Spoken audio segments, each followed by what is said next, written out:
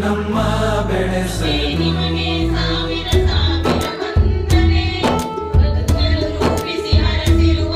ಭಾಷೆ ಅಮೃತ ಕುಡಿಸೋ ತಾಯಾಗಿ, ಭಾಷೆ ಅಮೃತ ಕುಡಿಸೋ ತಾಯಾಗಿ, ಭವಿಷ್ಯ ಬರೆವಂತ ತಂದೇನೋ ಆಗಿ,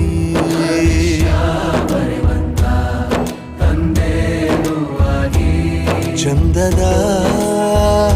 ಜೀವನನ